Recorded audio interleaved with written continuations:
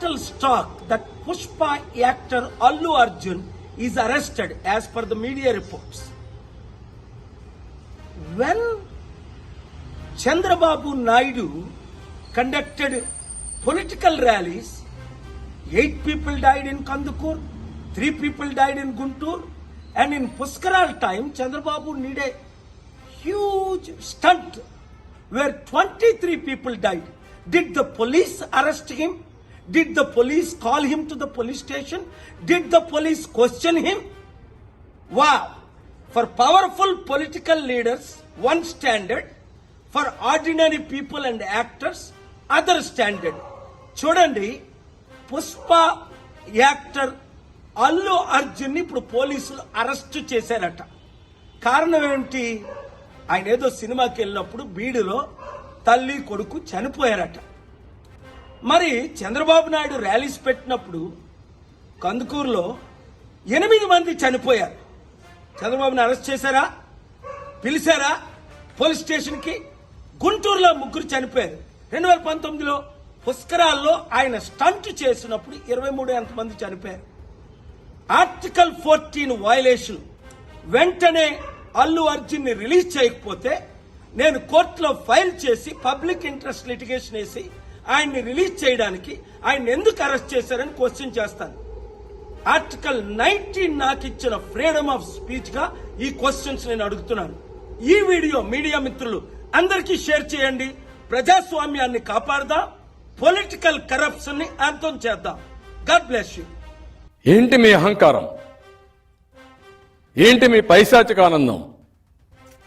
అడిగేవాడు లేడని ఇష్టానుసారంగా మనం చూసిన సినిమా వాళ్ళు ఎంత అవమానం చేశారండి.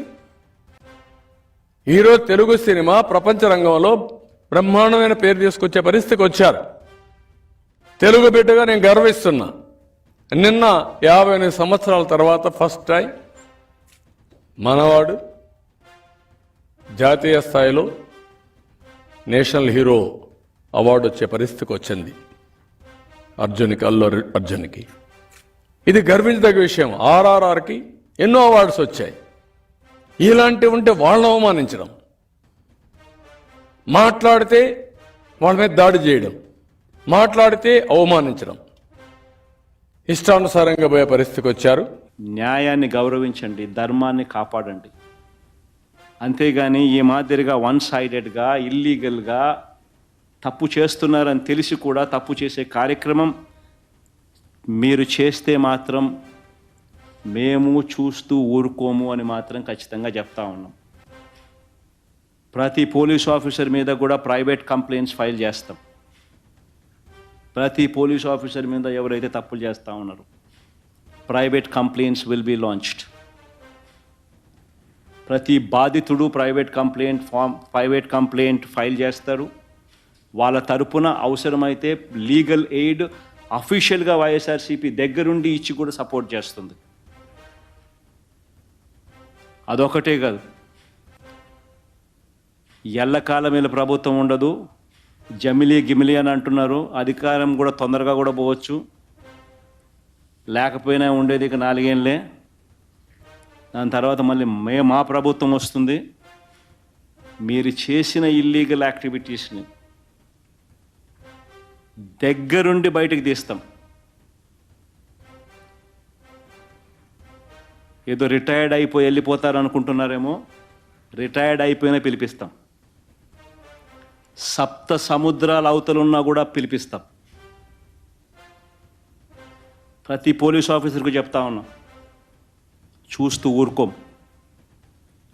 చట్టం మీద చట్టం దగ్గర దోషులుగా నిలబెడతాం. చేసినటివన్నీ బయటకు తీస్తాం.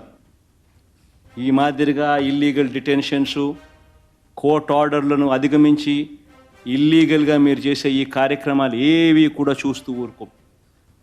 వాళ్ళందరూ నా దగ్గరకు వచ్చి వాళ్ళ గ్రీవెన్స్ చెప్తారు. అప్పుడు నేను చూస్తూ ఊరుకోను.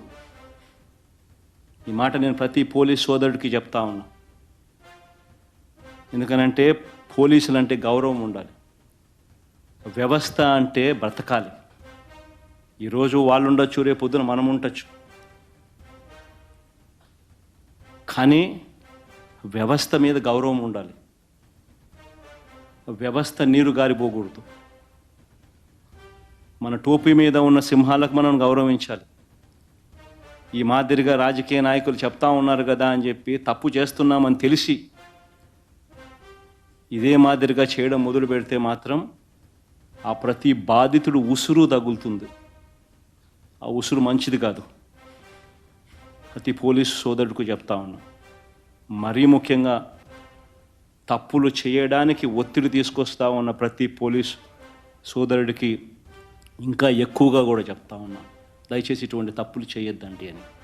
ఎందుకంటే మీరు సరైన టీచరు ఒక్కళ్ళు దొరికితే దేశం తాలూకు దిశానిర్దేశాన్ని మార్చేస్తారు.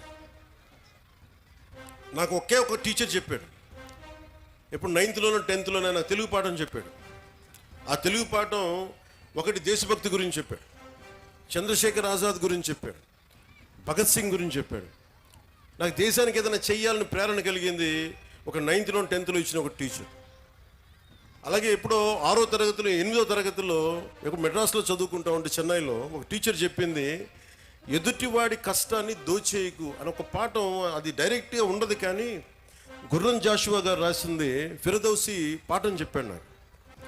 మాట ఇచ్చి నా గురించి నువ్వు నా కోసం శ్రమ కూర్చి రాయి అని ఇచ్చిన తర్వాత ఆ రాజు ఫిరదౌసికి డబ్బులు ఇవ్వడం. నాకు రక్తాన్ని కరిగించి రాశాను, నాకు ఇంటే ఆ మాట అన్నందుకు ఆయన మీద చంపేయడానికి రాజు పెడతాడు. ఆయన తప్పించుకొని తిరుగుతాడు. నాకు ఆ పాఠం నాకు నేర్పించింది ఏంటంటే, ఒకటి గుర్రం జాషువా గారి గొప్పతనం, 2 ఎదుటివాడి కష్టాన్ని మనం దొయ్యకూడదని. సో ఒక్కొక్క టీచర్ చాలా అద్భుతమైన పాఠాలు చెప్తారు. మీరు మీ హీరోస్ కూడా సినిమాల్లోనే చూసుకోకండి హీరోలని. నేను సినిమా హీరోగా అని చెప్తున్నాను. హీరోలు మీకు ఎలా ఉంటారంటే మీకున్న అధ్యాపకులు ఉండొచ్చు. ఒక టీచర్ ఇక్కడ పొద్దున్నే ఆవిడ పేరు మర్చిపోయాను నేను, బ్రాంజ్ మెడల్కి రెజ్లింగ్కి ఒక వ్యాయామ ఒక పీటీ టీచరు మీ విద్యార్థులను తయారు చేశారు. ఆవిడ వాళ్ళు వెళ్ళి బ్రాంజ్ మెడల్ కొట్టుకొచ్చారు. And she a hero for me. హీరోలు అంటే మీరు కేవలం సినిమాల్లో మీరే కదా madam, you are a hero. హీరోలు అంటే ఎంతసేపు సినిమాలో ఉండాలని అనుకోకండి. మామూలు కనిపిస్తారు, నల్లని హ్యాండ్ బ్యాగ్ పెట్టుకొని నవ్వుతా పొద్దున్న లేచినప్పటి నుంచి వాళ్ళ బిడ్డలు బాగుండాలి. నాకు వాళ్ళు హీరోలు. నాకు వెంకటరామయ్య గారు మాస్టర్ ఒక ఆయన ఉండేవాడు. ఆయన నాకు చిన్నప్పుడు చెప్పిన పాఠాలు వేమన శతకాలు గుర్తుండిపోయినాయి. నాకు ఆయన హీరో, నాకు ఆ టీచర్. సో మీరు గొప్ప గొప్ప వ్యక్తులతో పాటు మీ సినిమాలకు వెళ్ళండి, ఆనందించండి, అన్నీ చూడండి. కానీ మీకు నిజమైన విలువలు మీ కళ్ళ ముందే ఉంటారు. మీ అమ్మ నాన్న ఎంత కష్టపడతారో చూడండి. మా అమ్మ నాకు నేర్పించింది ఏంటంటే, మా అమ్మ నాన్న ఎక్కువ చదువుకోలే. మా నాన్న 10th క్లాస్తో ఆపేసినట్టున్నాడు మెట్రిక్ తోటి. తర్వాత ఆయన కానిస్టేబుల్ నుంచి ఉద్యోగంలో ప్రమోషన్స్ మీద వచ్చినాయి. మా అమ్మ 5వ క్లాస్తో ఆపేసింది. కానీ వాళ్ళిద్దరి విలువలు ఎంత మంచి విలువలు అంటే, రోజు మా అమ్మ సాయంత్రం సంధ్యా సమయం అవ్వగానే దీపం ఇంట్లో లైట్ వేసి దండం పెట్టుకునేది. నేను 2-3 సార్లు చూశాను, ఎవరికమ్మా దండం పెడుతున్నావు అన్న. ఏ దేవుడికి దండం పెడుతున్నా అడిగితే మా అమ్మ అంది,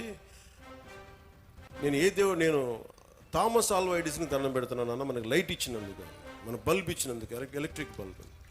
ఆ విలువ చదువు వల్ల రాదు. నా పాయింట్ ఏంటంటే, మీరు పిహెచ్డీలు చదవండి, ఇంకోటి చదవండి, కానీ విలువతో కూడిన విద్య చాలా అవసరం. సో మీ తల్లిదండ్రులు అలా అంటారు. నా తల్లి హీరో, నా తండ్రి నాకు హీరో. ఎందుకంటే కష్టపడ్డాడు మా నాన్న. అలా మీ తల్లిదండ్రులు కూడా మీకోసం కష్టపడుతూ ఉన్నారు. విద్యార్థులు మీరు మీరు చూడాలి.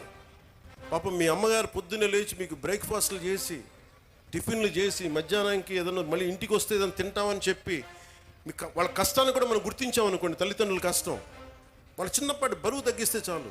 ఇంటికి వెళ్ళి స్కూల్కి వచ్చి మన అధ్యాపకులకు చిన్నపాటి బరువును తగ్గిస్తే చాలు, మనం చాలా ఎదుగుతాం. అలాగే మీరు, నా కోరిక అంతా ఏంటంటే, మీరు అద్భుతంగా అవ్వాలి. 21వ శతాబ్దం మీది. మీరు ఎవరిని ఆచరిస్తారు, ఎవరిని చూస్తారు, మీరు వాళ్ళ తయారవుతారు. మీరు ఎంతసేపు సోషల్ మీడియాలో ఏమి చూస్తారో మీరు అదే అవుతారు. గుర్తుపెట్టుకోండి, యద్భావం తద్భవతి. మీరు ఎలా ఆలోచిస్తారో మీరు అలాగే తయారవుతారు. మీరు ఒక ఐన్స్టైన్ లాగా అవ్వాలనుకుంటే మీరు ఐన్స్టైన్ అవుతారు. లేదు, మీకు ఇష్టమైన ఒక వ్యక్తిని, ఎంత స్థాయి ఉందో మాకు తెలియదు, అతలా తయారవుతారు.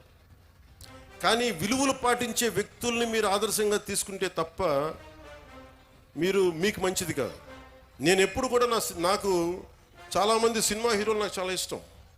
కానీ నేను తీసుకున్న హీరో నా టీచర్స్, నా హీరోలు. ఒక స్పోర్ట్స్ పర్సన్, ఒక వనజీవి రామయ్య, లేదంటే ఒక దశరథ్ మాంజీ. వాళ్ళు నడిస్తే రీ రికార్డింగ్లు ఉండవు. నా సినిమాలు వేసినప్పుడు నేను నడిస్తే వెనకాల రీ రికార్డింగ్లు ఉంటాయి. గెడ్డం తీసిన గెడ్డం ఉంచుకున్న సింహంలాగా డైలాగులు చెప్తే రీ రికార్డింగ్లు ఉంటాయి. కానీ నిజమైన హీరోలకి రీ రికార్డింగ్లు ఉండవు. కార్గిల్లో మన కోసం చచ్చిపోయిన హీరోలకి రీ రికార్డింగ్స్ ఉండవు. దేశ భద్రత కోసం చచ్చిపోయారు వాళ్ళకి రీ రికార్డింగ్లు ఉండవు. మనం గుర్తుపెట్టుకోవాల్సింది వాళ్ళని. మనం గుర్తుపెట్టుకోవాల్సింది మన కోసం కష్టం తెలియకుండా మనల్ని కాపాడే మన తల్లిదండ్రుల్ని, గొంతు చించుకొని మనం బాగుండాలని చెప్పి మన అధ్యాపకుల్ని, మన టీచర్స్ని. ఇంకా అన్నిటికంటే కూడా ఇందాక దారిలో వస్తూ ఉంటే మనకి చాలామంది మీకు శానిటేషన్ కోసం పనిచేస్తూ ఉన్నారు. మనకి వీధుల్ని శుభ్రంగా తుడిచే మన కుటుంబం అది. మన శానిటేషన్ వర్కర్స్కి మీరు గౌరవం ఇవ్వండి. అలాగే జపాన్ లాగా, నేను చిన్నప్పుడు మా ఇంట్లో బాత్రూమ్ నేనే కడిగేవాడిని. మా నాన్న మా అమ్మ మా చేత కడిగిచ్చేవాడిని. అలాగే మన స్కూల్ బాత్రూమ్స్ కూడా జపాన్లో స్టూడెంట్స్ బాత్రూమ్స్ వాళ్ళే కడుగుతారు. ఇక్కడ మనం వేరే వాళ్ళ చేత చేయిస్తాం. సో విద్యార్థులకి ఎప్పుడైతే మనం అలాంటి పనులు చేస్తామో, అంటే మనం వాడిన బాత్రూమ్స్ మళ్ళీ మనం కడగం, ఇంకెవరో కడగాలి, అలా కుదరదు. ఆ కల్చర్ అలవాటు చేసుకుంటే మీరు భవిష్యత్తు మీకు చాలా ఉన్నత స్థాయిలో ఉంటుంది. డిగ్నిటీ ఆఫ్ లేబర్ మీకు అలవాటు అవ్వాలి. నేను అందుకనే ప్రతిసారి పారిశుద్ధ కార్మికులకి నేను ఎందుకంత గౌరవిస్తానంటే, నాకు నిజంగా వాళ్ళ భవిష్యత్తు బాగుండాలని కోరుకుంటూ ఉంటాం. సో మీకు పనిచేసే టీచర్స్కి కానీ, వాచ్ సెక్యూరిటీ పీపుల్కి కానీ, శానిటేషన్ వర్కర్స్ కానీ మీరు ఒక్కొక్కసారి చిన్న థ్యాంక్స్ చెప్పండి. విద్యార్థులకు చెప్తున్నాను, మీరు మా కోసం ఇంత చేస్తున్నారు, చిన్న థ్యాంక్స్ చెప్పండి. వాళ్ళ బిడ్డలు బాగున్నారు లేదని అడగండి. చాలా గొప్పగా ఉంటుంది.